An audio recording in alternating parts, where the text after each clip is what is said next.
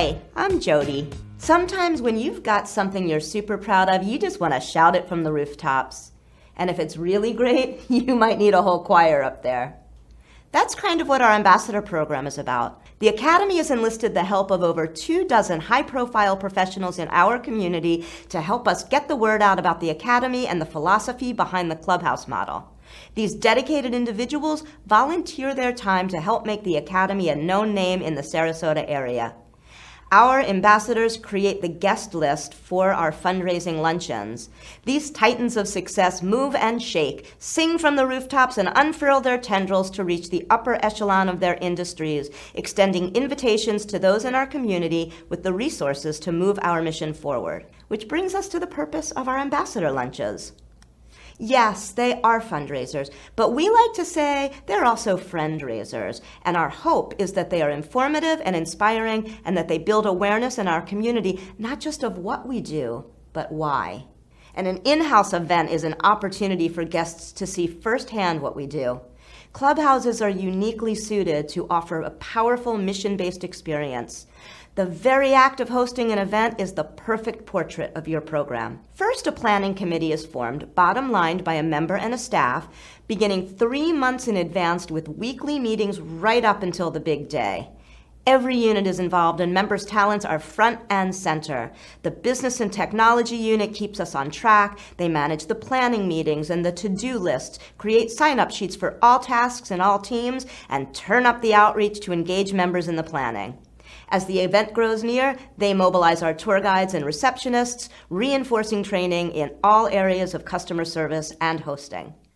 Our graphic design unit designs and creates all of the printed material. Save the date cards, invitations, the ask materials, name tags, placeholders, menu item cards, giveaway gifts, parking signs, background banners, and more. The program is 1 hour, hosted by a member and a staff. Presenters are chosen by their ability to extend our community, those who are positioned to provide their unique perspective of what we do. We always feature an employer from a transitional or supported employment site to discuss the quality of support we provide and the quality of the employees we place at their business. And we always feature one of our members to tell their personal story. For the first time in 9 years, I have a job. For the first time in 20 years, I don't go to sleep hoping not to wake up. For the first time that I can remember, I have realistic expectations for myself. The Academy didn't give me a sense of self-worth. It didn't teach me how to stand up. It didn't teach me that it is okay, even right, to feel a sense of pride in my work. It gave me the opportunity to find these things out for myself. My name is Michael Sanacor, and thank you for listening to my story. Now, we're big on levity, so we try to inject humor, often with videos created and performed by our multimedia team. From scripting and jingle writing, performing and directing, props and lighting and costumes, live streaming and photographing the event, members take the lead on these dynamic projects in partnership with staff. And then there's the lunch. Everything, from the centerpieces to the menu itself, is designed by our members and staff. Our culinary team tests out a few different menus during our regular lunch service in the months prior to the event, and members and staff weigh in on their favorites. Now, you'll need to decide whether to offer a buffet or serve tableside. There are pros and cons to both. Buffets get our guests seated and eating more quickly, an important factor when you are under a time constraint. Tableside service is arguably more elegant and provides members with more face-to-face customer service experience. Now, about that time constraint. When you're hosting an event in the middle of a workday, it is essential to keep your guests in and out in an hour. This is why we script everything and then we time each section in rehearsals and adjust as required. Now, you may think that it's no big deal if you go into overtime and some folks have to sneak out before the end, but it's important to remember what is contained in that last 10 minutes of your program. The ask. Exceed your time and you risk losing contributions. The ask is presented by a member and a staff as well. We script a short portion of the member and staff talking about their personal experience, and then we go into a tried and true ask script. Guests are given folders with the information, and they can follow along with instructions for a single donation or a sustaining monthly amount. This is followed by a brief but heartfelt thank you and the end of the program.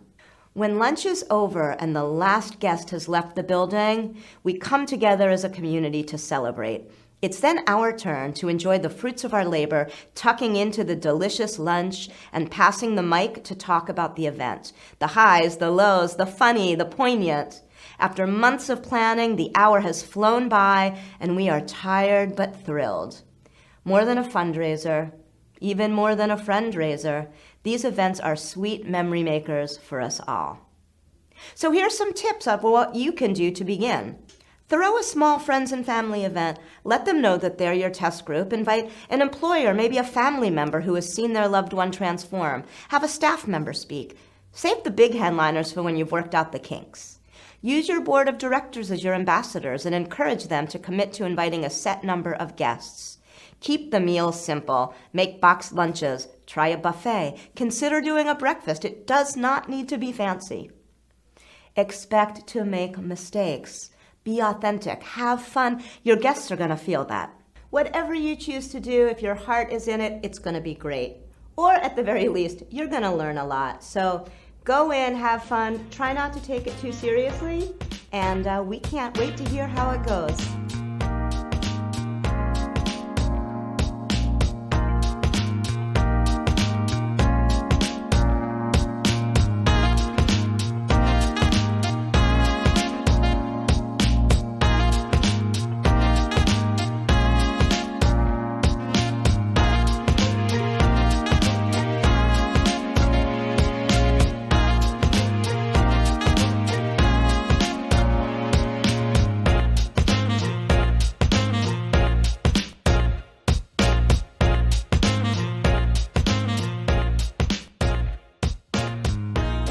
Hello from Mosaic Clubhouse in London, England. We're going to tell you a bit about our newsletters.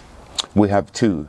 The first one is called In the Mo, which is our internal newsletter, mainly for members and staff. The second is our external e-newsletter, which we'll come to later.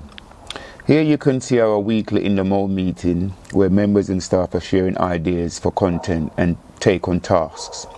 In the Mo is a great piece of unit work. It comes out every 2 weeks. It's full of member stories, interviews, short articles, photos of events we've held or been to, Mosaic news, internal and external classes, job opportunities and upcoming events, as well as poems, birthdays, a calendar and a raving reporter.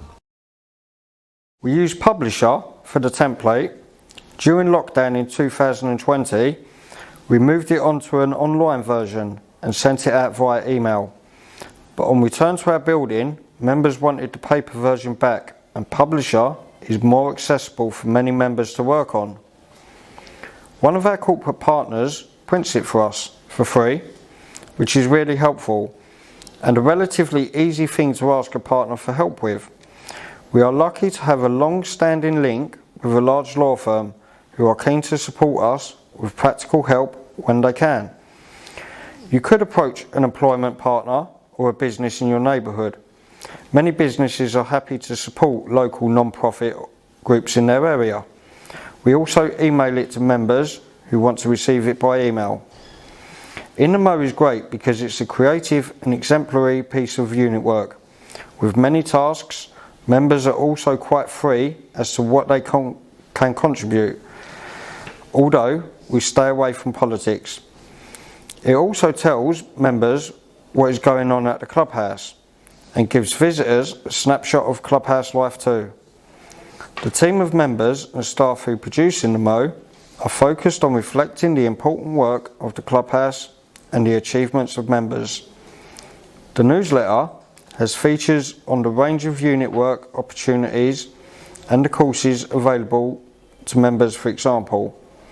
We wanted it to be more substantial than a newsletter with recipes and puzzles. We use Canva to design posters. It's free to use and these posters go in the Mo as well as social media, our website, in our external newsletter and around the clubhouse. Canva templates make you look really professional. Learning how to use Canva is an easily transferable skill too. We have member-led workshops on using it. We also use Canva for our annual reports, presentations and leaflets.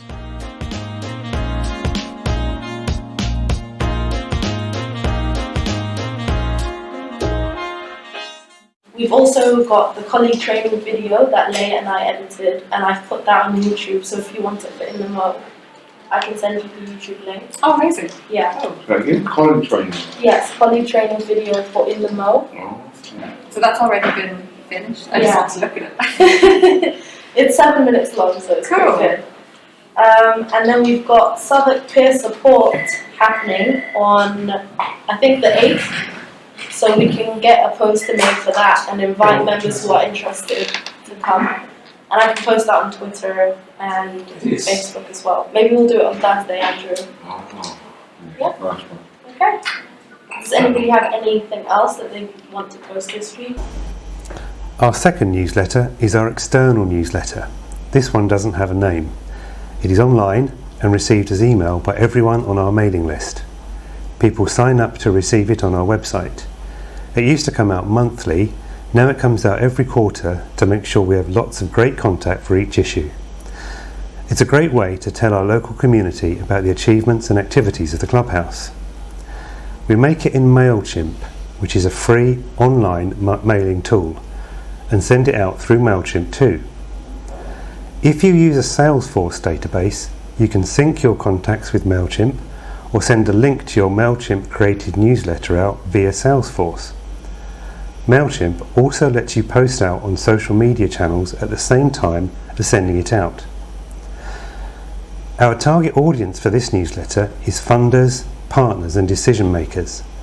We've thought about who we want to receive it, and as long as we're sticking to data protection law, we continually add new people, such as public figures in local government or partner organisations, to the list. As well as those who have signed up to it, our head of fundraising sends it out personally to each funder. We ask staff to send it to employers, TEP providers and other community organisations we're working with or would like to work with. MailChimp mailouts can end up in people's junk folders, so sending it out personally to just a few people is a more reliable way of getting it into somebody's inbox. The content is more external facing than in the Mo, but we do use some of the same content. For example, member stories in the Mo are also put on our website and we link to these. Posters from Canva are also shared for upcoming events. We also share stats, videos and publications. We keep it quite short, but link to our website so people can find out more.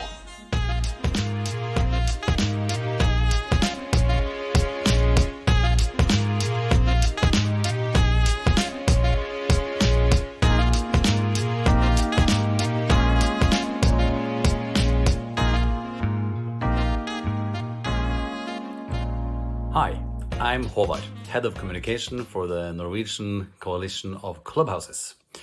We are not a clubhouse ourselves, but we work on getting government funding for the clubhouses and establishing new clubhouses throughout Norway.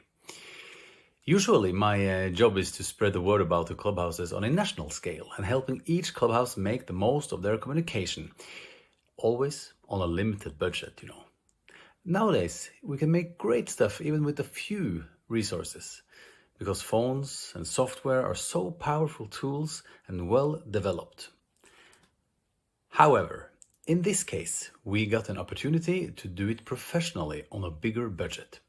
We got funding from the Norwegian Directorate of Health, and we argued that since you have funded all these well-functioning 20+ clubhouses throughout Norway, you should make a real effort spreading the word about them. Luckily, that worked. So, we wanted to raise awareness about the clubhouses for a bigger audience than those who find us through healthcare or the Labour and Welfare Administration's office. We wanted to make something catchy, warm, lively, funny, you know, clubhouse style. You know, opposite from the text-heavy info film or a gloomy, sentimental and serious film. The ad you're about to watch was part of a bigger plan. That's crucial. In addition to the ad, we made 3 mini documentary episodes and a set of fonts and graphic elements to tie it all together. The ad would draw people's attention. A mini documentary provided deeper information about clubhouses as a concept, and the common graphic elements would serve as a framework. It is important to understand that getting attention and informing your audience are two different things, and they should be achieved in two separate maneuvers. So the ad aimed to get people curious and appeal to their good values, that's the only thing the ad should do. Why? Because that gets your audience ready. Ready and more willing to consume the further information they will find on your homepage. So, the ad should always be linked to the next piece of content you want them to see. Needless to say, the relevance and quality of the content on the landing page is of critical importance. Creating video content can be costly and demand a lot of work hours, but it's worth it. The big upside is that you can edit it and use small snippets in social media, and at the same time, it has a long life in its entirety on your homepage. And of course, it's a much more powerful media to get your message through than text. Now, back to the ad. We wanted to catch the audience attention in a clever and funny way, so working with a professional and creative production company, humor and hope were important themes for us. Since we would be playing with the stigma in a humoristic way, we needed creators who knew what they were doing. So we chose the company who were most experienced with ideal causes and gave us the best value for money. I strongly recommend prioritizing working with professionals. Just like your clubhouse would buy and install a kitchen sink with the help from professionals, it's smart to do so creating marketing. Members and staff from all Norwegian clubhouses were involved right away, developing the idea for the ad together with the production company. Everyone got a chance to tell their stories, share their experience and opinions. So all this material was gathered, considered and discussed in several Zoom meetings. So, when the production company presented the idea, they had a deep understanding of what clubhouses are, and of course they visited a couple of clubhouses as well in the process. After a few adjustments, we were ready to film the ad, starring professional actors and clubhouse staff and members. The ad was planned to be shown mainly on Facebook, but also 2 days on television during Easter holidays. On Facebook, we got all of the clubhouses and the people involved with the clubhouses to share the post within the first 10 minutes after we published it. By doing so, the Facebook algorithm recognizes the post as being worth watching and will show it to more people. When the ad started to get a good amount of views and shares, we put money on it to boost the reach of the ad even further. Let's have a look at it.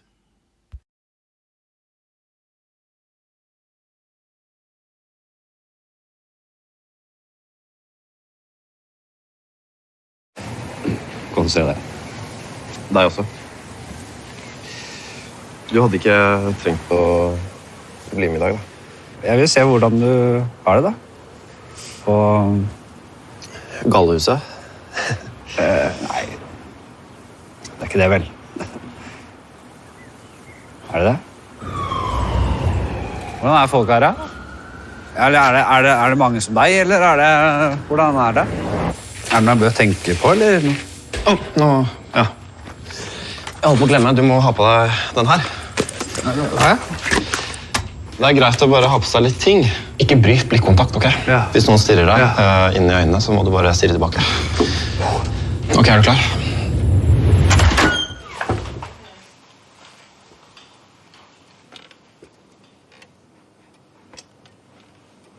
Hei. Hei. Hei.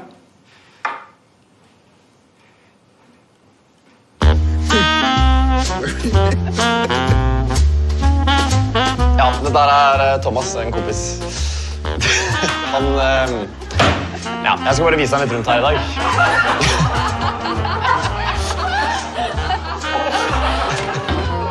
Ja, hei, jeg heter Thomas, jeg har blitt lurt.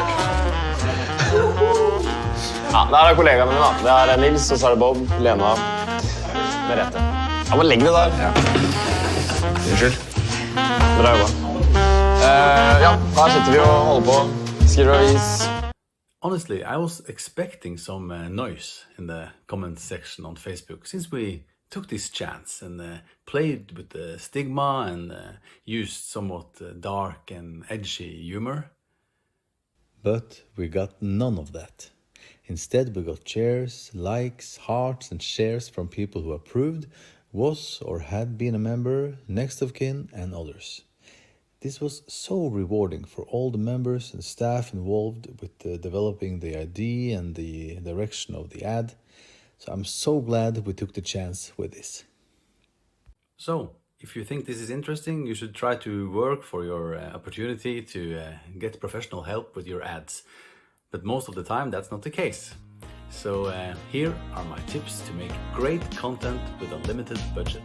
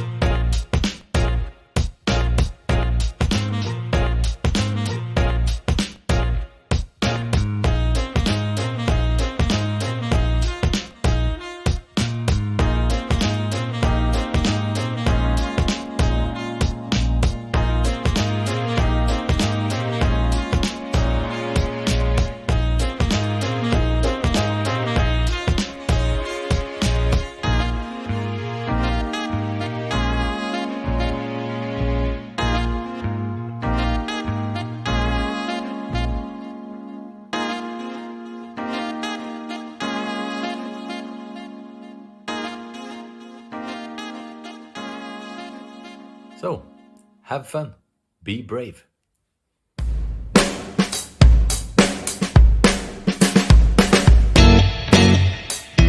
We are Progress Place, located in Toronto, Ontario, in Canada.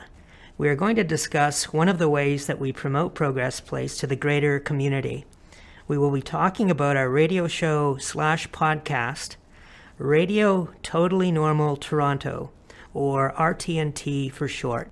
Just before we start, let us break down what a podcast is. A podcast is a pre-recorded series of audio content, usually with a tailored theme or news-worthy topic.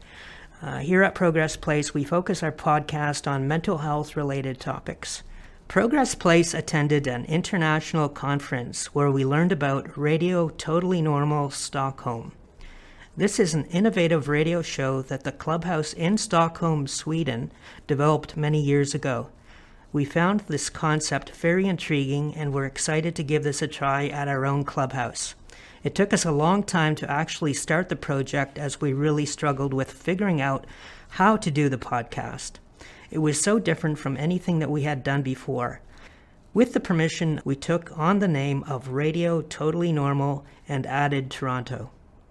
We were fortunate at the time to be able to hire a staff member who had experience with podcasts and radio shows, and she was able to help us launch this project. The reason why I became involved in Radio Totally Normal Toronto was it was completely new to me. I've never done anything like it before. I've been involved in various steps for producing a show on air. It sounded very interesting.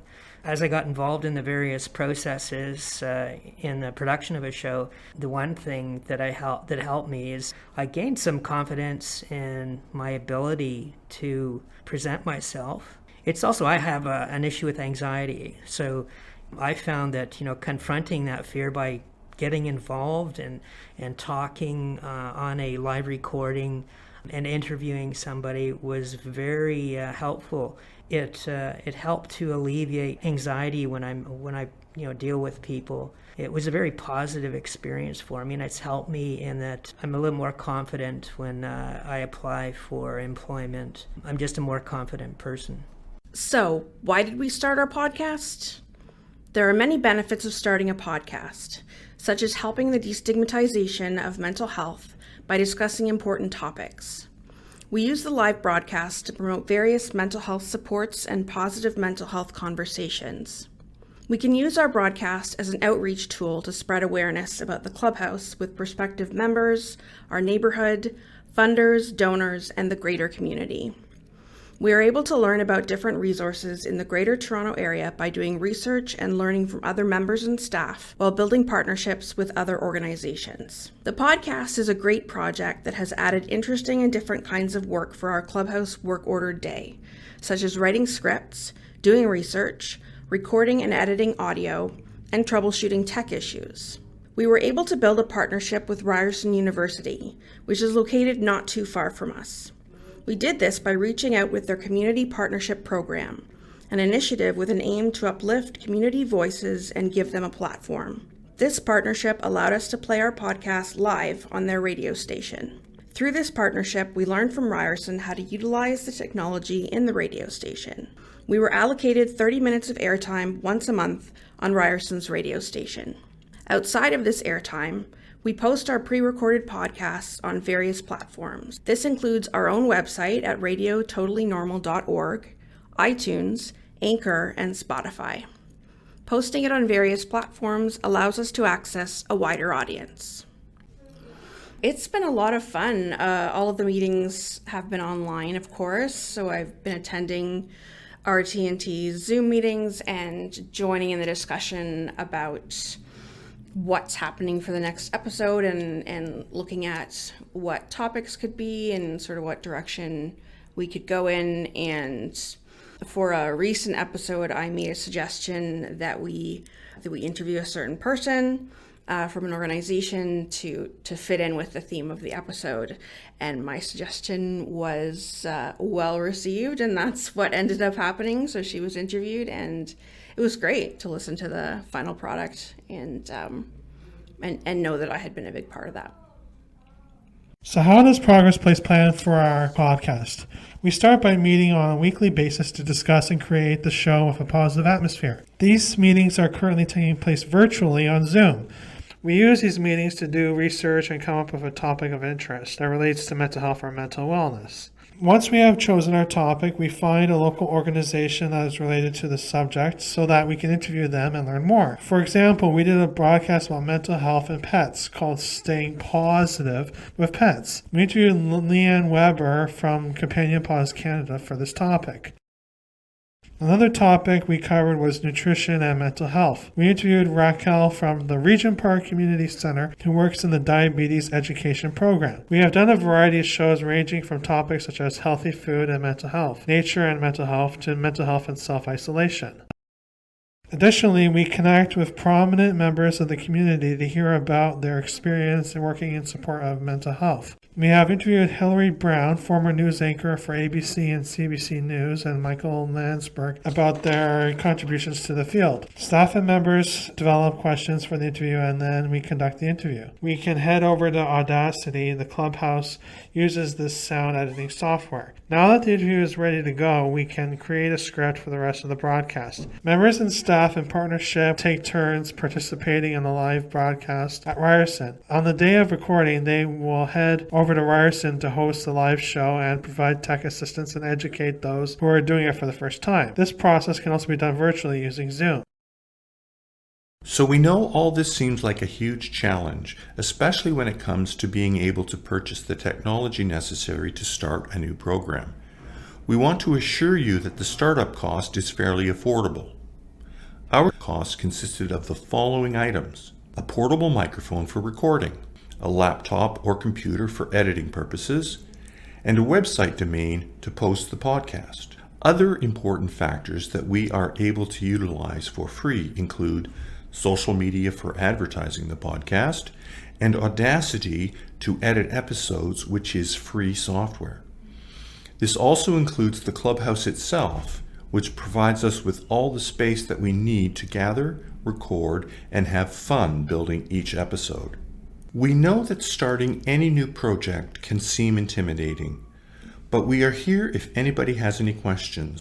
Feel free to take it from us and create a Radio Totally Normal at your own Clubhouse by reaching out to us at theclub@progressplace.org or by calling us at 416-323-0223. Thank you for watching our video on starting up a live broadcast in the clubhouse and allowing us to promote our very own RTNT.